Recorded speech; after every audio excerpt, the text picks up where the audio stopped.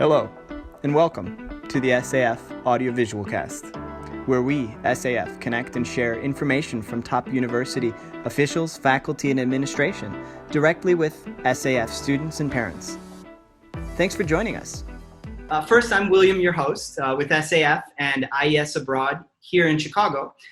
We've got a guest, our first guest from Australia today, Julie Huberman, the Study Abroad and Exchange Advisor at the University of Queensland.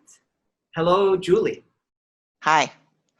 So, Julie, first, thanks much for being here. I have done a little bit of research and very impressive. I'd like to introduce you first, and then you can go into telling us a little bit yourself. But you are an accomplished academic, studied at Harvard and Pennsylvania, I think both Ivy League schools, if I'm not mistaken, in the United States, as well as abroad at the University of Essex. And you've been in education mobility for some time now at the University of Queensland for, if I'm not mistaken, more than 15 years. That's correct. Wonderful. So I guess what drew you into the industry, and can you introduce yourself a little bit more? Sure. Well, I guess I sort of found it by accident a little bit. I was trying to figure out what I wanted to do for a career, and I enjoyed traveling, and I had worked in admissions before in a university, and I sort of enjoyed university administration kind of things, but I didn't really want to teach, and so I didn't realize for quite a while that the international education really sort of existed as a profession until I read an article in a magazine about a study abroad advisor, and I thought, aha, that sounds interesting. And so that's when I did the Master's in Intercultural Communication at Penn, with the objective of getting some more, education and experience so that I could get a job in this field. And then following that, I worked for 3 years in study abroad in the U.S. Before moving to Australia and starting at UQ. Now, you've mentioned something that some of our keen-eared listeners might notice.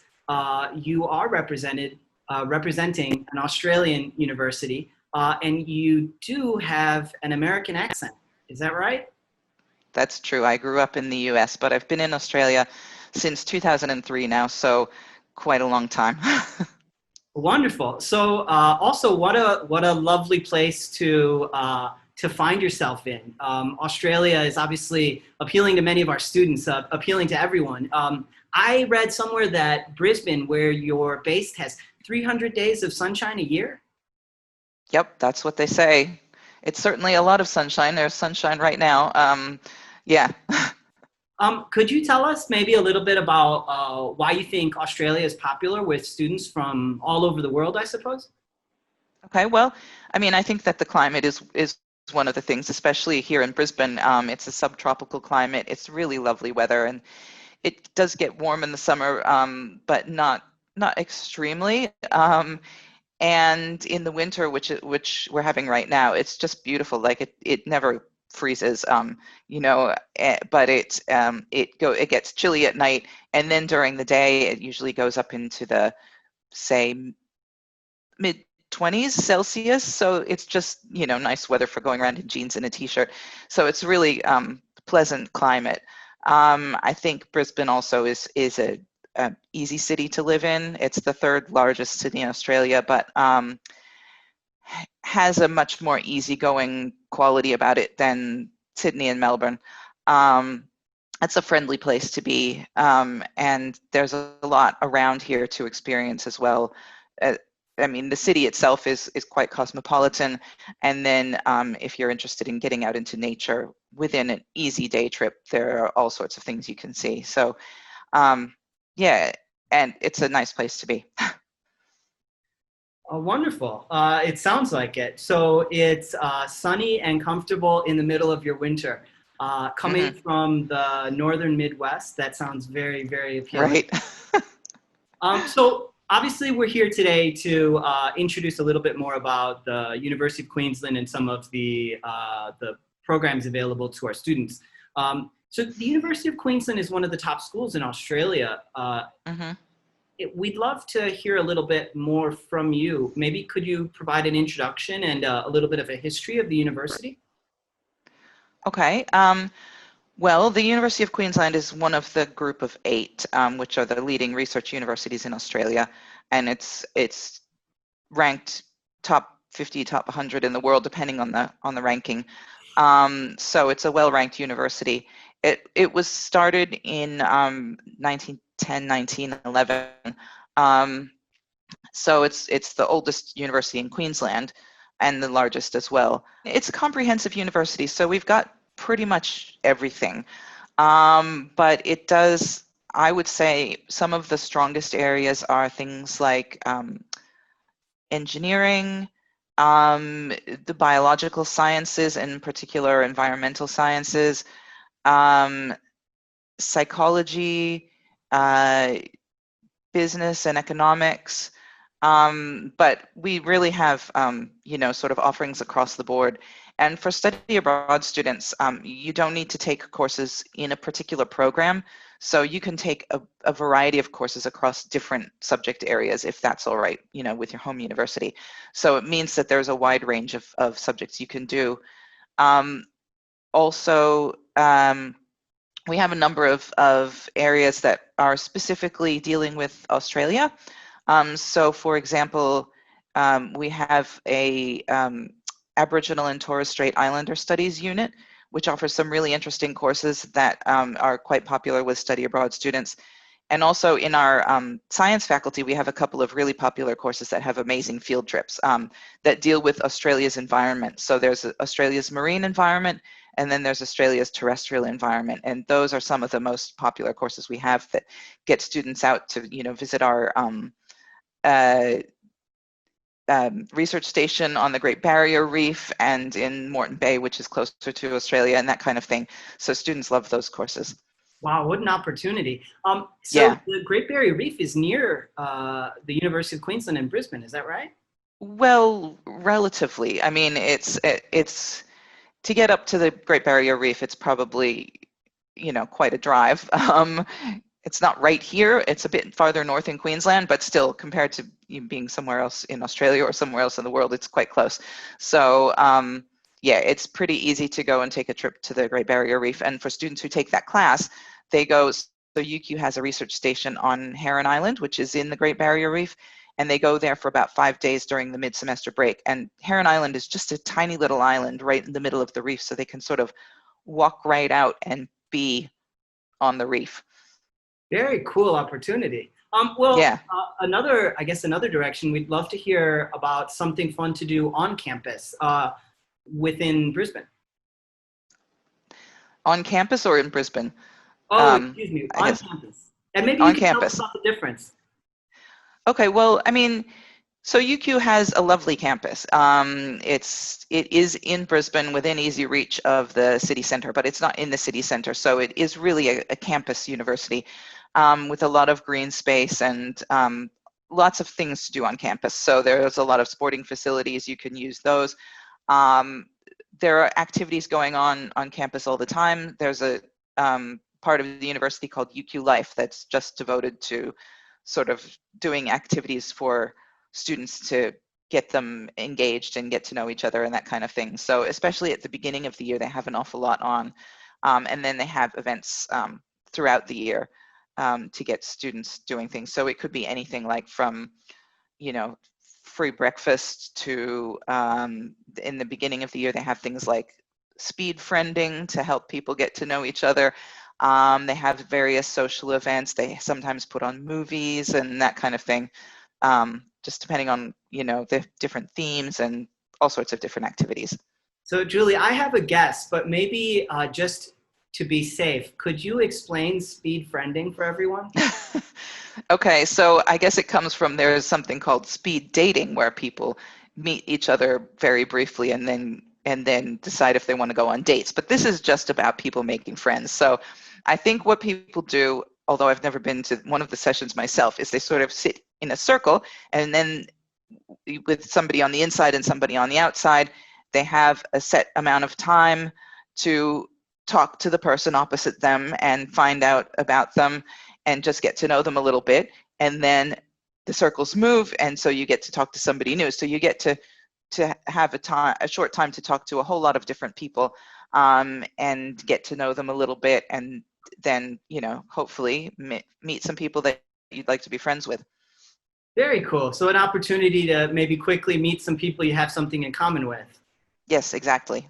Very cool. So we'd love to hear a little bit more from your personal angle on campus. Can you tell us about maybe your favorite place? Oh, my favorite place. That's a good question. There are a lot of places actually that I like. The Great Court is sort of the center of campus, and that's a really nice spot. It's in the middle of the sort of older sandstone buildings, and there's it's called the Cloisters, it's sort of an arched walkway that you can walk all the way around the Great Court. They also have a race there every May, the Great Court race, where people run around there. Yeah, every day at lunch, that's what I do, is I go down and I take a walk around the Great Court.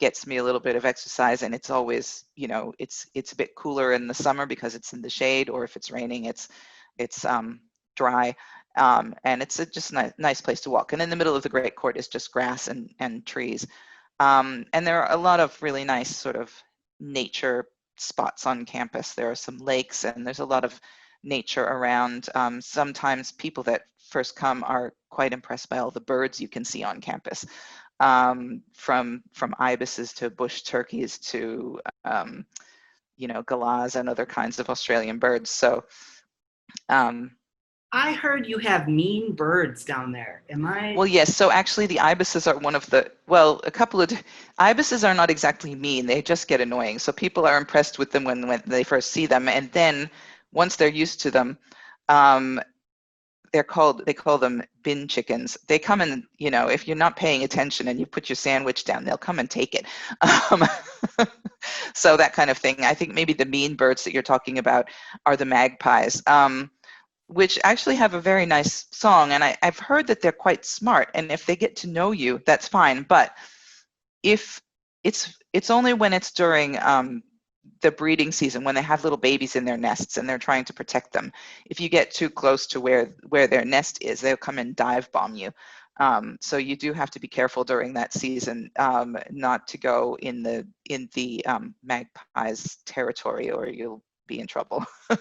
So all sorts of different wildlife, as always, Exactly. when talking about Australia. Yeah. One of the reasons we do these recordings is to try to help our students understand maybe the different opportunities available to them, and try to find the right fit for what they're looking to do. So speaking on the topic of maybe student success and maybe from both angles, what qualities do you look for in a student, and what do you think students should look at UQ for to find the ideal match? Well, our admissions process is pretty simple. So basically, students just need to meet the academic entry requirement, which is to have the equivalent of so UQ has a 7-point grading scale, and you need to have the equivalent of a 4.5 out of 7. So we translate people's grades to make sure that they have that. That's not an extremely high bar. I think it's quite achievable for most people. So what we say is average to above average grades is what you need. And then also, of course, meet the English language proficiency requirement. So that would be, generally, people would take an IELTS or a TOEFL, and it would be a 6.5 overall on the IELTS with a 6 in each subband, or on the TOEFL, it would be an 87 overall with a 21 in writing and a 19 in all of the other subbands. So those are the minimum scores. So as long as students meet that, then we're happy to have them come to UQ. In terms of what students, let's see, what was the rest of your question? Sure. Maybe so that's admission, and maybe the other That's half would be admission. about thriving within Thriving, yep. the school. Yeah. Well, I think UQ is a large university, so it can be helpful to, be a little bit outgoing and willing to explore. Sometimes I think students that are coming from very small places are a little bit overwhelmed at first. So there is a lot of support available at UQ, but you just need to know that people won't necessarily notice if you're having trouble because there are so many people around, so you need to ask. So I think people that are not intimidated by such a large university and having that many people around would be good, and just people that are willing to sort of go out and try new things. That's always helpful in thriving in a new place. One thing I didn't mention about things that there are to do on campus or at the university is that there are lots and lots of clubs and societies at UQ, so over 120 now, I think. And so these are a really good way to, if you join a club or society, it's a really good way to meet students, both domestic and international. So during orientation week every year, or every semester, there's what's called Market Day, where all the clubs and societies have a day where they have a stall and people can go around and meet people from the different clubs and decide which ones they want to join. So we always encourage students to join as many of those as they can. There's one in particular that's called QUEST, which stands for Queensland University Exchange Student Society. This is run by some returned exchange students, UQ students who went on exchange, had a great time, and when they came back, wanted to sort of keep that experience going and also help students coming to UQ have a great experience. So they have members from all over the world, and they do a lot of activities, both on campus and then also trips, like they do a trip to Byron Bay and they do a trip, an East Coast trip during the mid-semester break and that kind of thing, a trip to Stradbroke Island. So it's a really great way to sort of meet a lot of people from all over the world and explore the surrounding area. So yeah, so people that are interested in sort of getting out, trying new things, meeting new people, I think would be the ones that would thrive the most at UQ. So Julie, you mentioned an area that what I was planning on segueing into just moments after. Yeah. The idea of support services and other opportunities to support students. Could you share a little bit more on that topic? Sure. So, well, I guess there are various different kinds and levels of support. So there's, obviously I'm here and our team in my office for study abroad students, but we're not really, once students arrive on campus, the idea is that they will be mixed in with all the other students and use the support that's available for all students. So there's the Student Center, which is sort of a one-stop shop where students can go if they have any kind of question. And then the people in the Student Center will either help them answer the question or help them figure out where they need to go to get help. Then there's also Student Services, which has support and advisors of various kinds. So they have international student advisors who can help with any kind of problem that international students might be having, whether it's homesickness or budgeting or that kind of thing. Whatever kind of, or questions about their visa, although they're not actually immigration advisors. Any kinds of problems that international students might have. There are personal counselors who can help if students are having any kind of personal issues or mental health issues or that kind of thing. There are learning advisors. So, often it can be, students are coming to a new university and a new learning system. They might not understand what's expected of them. They might be having trouble figuring out what they need to do. The learning advisors can really help with that. So they run a lot of workshops and they also do one-on-one sessions. There are also disability advisors in that section as well who can help with students with any kind of disability, whether it's a learning disability or a physical disability or even a temporary disability. So for example, if you break your arm and you can't take notes in class and you need a note taker or that kind of thing, they can help with that. So there's a lot of support there. And then the student union also has support available. So that's where there's actually an immigration advisor that can help with visa problems and that kind of thing. And they can help with student advocacy and various areas like that. So there is a lot of support available on campus, and it's all free and confidential. So students just need to go and ask and make an appointment if they have something that they want to talk about. Oh, wonderful. Thanks for that information. Mm-hmm. Now, speaking today, we're looking at our students, SAF's potential students as short-term study, but we're also thinking about a lifetime of study. And for some of these students, it means potentially earning a master's degree overseas. And maybe that means earning a master's degree or doing graduate work with the University of Queensland. With that in mind, is it difficult to apply for a graduate degree at the University of Queensland? No, it's quite simple, and we have found actually that this is something that we haven't quantified exactly, but just anecdotally, there have been quite a lot of students that have come as study abroad or exchange students and then come back again later to do a postgraduate degree. So yeah, it's quite simple. Students can apply online the same way they apply for study abroad, although it's a different application and they need to provide some different materials depending on what they're applying for. But we also have people who can help with that. So yeah, it's not a difficult process. Wonderful, and thanks for that answer and information.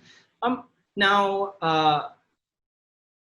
at this moment, we're interacting via Zoom, but obviously one of the reasons for doing this, and the reason that many of us are on Zoom or other video chat software tools at this moment is because of the ongoing pandemic from COVID-19. This has changed a lot of students' plans and also changed the outlook of campus or universities' plans for the coming time. Could you tell us a little bit about how the University of Queensland has responded? So currently the situation in Queensland is actually pretty good, with very low numbers of COVID-19 cases and no community transmission that's happened within the last few weeks. So the plan is that semester 2 will be taught online, although there will be also in-person activities for students that are in Brisbane. If they're able to come to campus, they'll be supplemented by sort of small group in-person activities. As far as semester 1 is concerned, I think the hope is that we will be able to go back to having students here in person. But obviously, you know, the situation is still up in the air depending on what happens. One thing that we're waiting for is for the Australian government to open the borders. So that's a big issue for international students. Currently, it's not possible to enter Australia unless you're an Australian citizen or permanent resident. So that's something we need to wait for, but we're hoping that will happen in time for semester 1, and that for semester 1 we'll be able to have students back on campus. Thank you. Thanks for sharing with us. Now, we don't want to finish on a down note, and I think I prepped you with one of our favorite things to do with our podcast is to talk a little bit about some experience with China, and obviously specifically in regards to food. As I understand, in the past you've been to China. Was that for work or? Well, both. I went on my own as part of a larger trip with my sister, and we spent some time in China and taught an English course and explored a bit and studied a little bit of Chinese, although that was a long time ago, so I don't remember very much. And then I also went more recently once for work and visited a number of our partner universities there. If you can think of one, we'd love to hear what your favorite dish or a favorite dish is of yours. Oh, favorite dish. I don't know. I'm kind of partial to steamed buns. Those are yummy. Oh, definitely. But there's, I mean, a lot of different food that I enjoy. And I remember trying some quite interesting foods in China that I never would have tried. Otherwise, I think I had some pig's blood and things like that, which I'm not sure that I would eat on my own, but it was interesting to try. Certainly. Now, I guess for us today, we've covered all the topics we wanted to get to, and I certainly want to mention to you that I really appreciate both the opportunity to chat with you today, and also the information that you've shared with our students and other listeners. With that said, is there anything else you'd like to share with us today? I guess the only other thing I might like to mention is that we are having an open day coming up. And so that will be on the 2nd of August from, I think it's 9 a.m. to 6 p.m. It will be a virtual open day, which means that people can participate from anywhere in the world. And therefore, for the first time, we're having study abroad participating in this open day. So we've done a video that talks some of the same things that I just said, but it talks about study abroad at UQ, and then we'll also be available to answer questions during that time. So if anybody's able to attend that open day, that would be great. You can sign up on our website. I just want to say thanks for your time today. No problem. Thanks for having me.